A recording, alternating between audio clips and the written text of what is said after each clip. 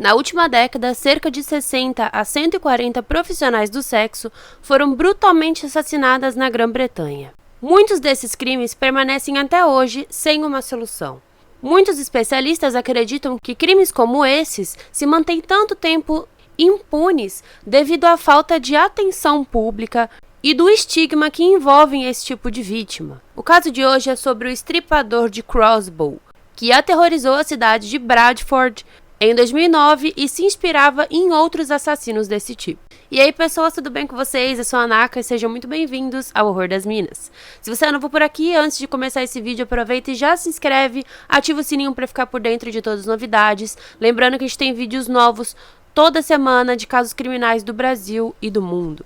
Então, aproveita para ajudar aqui no meu crescimento do canal, compartilha esse vídeo com seus amigos, pessoas que você sabe que gostam de casos criminais.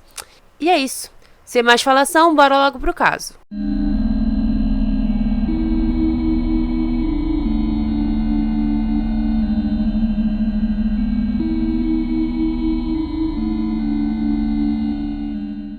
Stephen Shaw Griffiths nasceu no dia 23 de dezembro de 1969, na cidade de Dewsbury, na Inglaterra. Durante sua infância, ele passou a maior parte do tempo vivendo com a sua mãe e irmãos em um conjunto habitacional de Wakefield, e ele sempre pareceu meio diferente das outras crianças. Ele não costumava brincar, sair com amigos, sair durante o dia, demonstrar felicidade, ele era completamente diferente disso. O que era comum era vê-lo à noite com uma espingarda, maltratando animais. Inclusive, era comum vê-lo dissecando pássaros, uma atividade bem estranha para uma criança, digamos assim.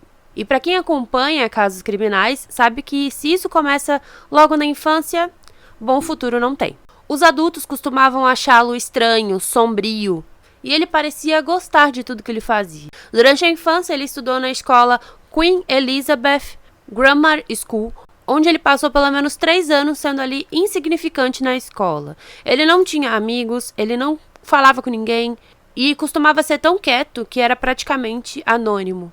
Em seus gostos, mesmo quando ele ainda era bem jovem, ele gostava de artes marciais, armas e livros de RPG envolvendo muita fantasia e assassinatos.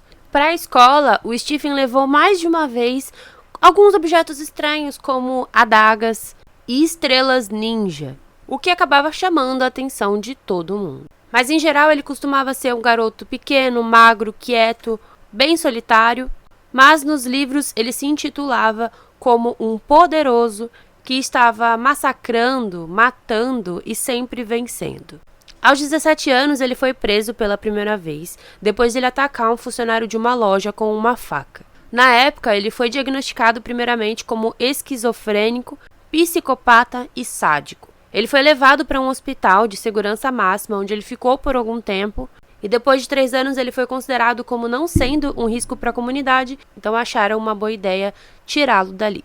Depois que saiu, ele se formou na Universidade de Leeds em psicologia e em 2009 começou a estudar para uma pós-graduação em criminologia, que era, na verdade, o seu verdadeiro interesse. Na universidade, os seus padrões de estudo eram sempre sobre o século XIX, os crimes do século XIX. E ele ficou, de certa forma, obcecado por esses estudos. Ele era frequentemente visto na biblioteca, sempre com muitos livros, sempre sobre o assunto e principalmente sobre assassinatos. O Stephen ele não tinha o contato do pai desde a sua juventude, quando o pai largou a família. Ele só voltou a vê-lo depois de 10 anos, quando ele esteve preso. Porém, depois disso, ele meio que perdeu o contato com toda a sua família. Não só com o pai, do qual ele já não tinha tanto contato, também com o resto da família. E por conta do seu passado, a polícia meio que passou a observá-lo, para ver se ele realmente não ia fazer nada demais. E a polícia achava bem estranho também em toda a sua leitura sobre desmembramento, assassinatos, crimes em geral. Porém, como eu disse, ele estava cursando ali criminologia, então ele não tinha o que fazer em relação a isso. Não era um crime ler sobre isso. Na vida adulta, ele passou a ser visto como um homem estranho, solitário e obcecado por prostitutas. Era dessa forma que ele era visto pelos seus vizinhos. Ele chegou a ter algumas namoradas, porém nada fixo. A primeira delas foi em 1998, porém o relacionamento acabou quando ela foi até o seu apartamento e viu ele completo de plástico, simplesmente escondendo tudo pela casa. Ela achou tudo muito bizarro e decidiu acabar o relacionamento. Depois ele teve uma outra namorada, da qual foi até mais sério. Essa namorada chegou a engravidar dele, porém ele era extremamente abusivo e agressivo. E quando ela terminou o relacionamento, ela foi assediada e perseguida por ele por muito tempo. Depois desse relacionamento, ele simplesmente desistiu de conhecer mulheres, começou a beber bastante, começou a usar muitas drogas e decidiu gastar todo o seu dinheiro com prostitutas. Para completar a sua aparência estranha, ele decidiu comprar 2 lagartos e costumava andar com eles pela rua com uma coleira de cachorro. E segundo uma vizinha, ela já chegou a ver ele alimentando esses lagartos com ratos, filhotes de ratos. Tudo era muito bizarro ali para a comunidade. Nas redes sociais, principalmente o MySpace, do qual ele usava bastante na época, ele mantinha um perfil ali com o nome de Vampariar, um nome muito comum na demonologia. E ele costumava postar bastante sobre assassinatos em série, sobre serial killers, sobre nazismo, e fazia apologia ao crime contra aqueles que sujam a comunidade, que era a forma que ele se referia a pessoas minorias, no caso. Ele principalmente costumava fazer muitas referências a um serial killer específico, que era o Peter Sutcliffe. O Peter Sutcliffe ficou conhecido como o estripador de Yorkshire após matar 13 prostitutas. E foi a esse serial killer que o Stephen decidiu então homenagear ou então se inspirar, digamos assim. No dia 22 de junho de 2009, o Stephen levou para sua casa uma prostituta chamada Susan Rushworth. E lá ele a matou e a desmembrou em sua própria banheira. No ano seguinte, ele acabou com a vida de Shelley Armitage e Susanna Blamires, todas da mesma forma. Ele matava estrangulado e em seguida desmembrava seu corpo. Eram 3 mulheres até então desaparecidas, todas elas eram garotas de programa e todas elas eram envolvidas com álcool e drogas. A equipe de investigação da cidade sabia que ali tinha um serial killer, era um ato comum na região, principalmente por se tratar de profissionais do sexo. A polícia de Yorkshire também focou muito nesse caso, por conta do caso do Peter Sutcliffe que aconteceu alguns anos antes. O Peter Gee, que era zelador do prédio onde o Stephen morava, ligou então para a polícia dizendo ter visto algo estranho nas câmeras de segurança. Uma mulher saiu fugindo do apartamento de número 33. Ela foi seguida por um homem que a jogou no chão e atirou 2 vezes a queima-roupa com uma besta. E depois ele arrastou de volta para o apartamento. Sabendo que estava sendo filmado, esse homem então se dirigiu à câmera, mostrou o dedo no meio e ergueu a sua besta.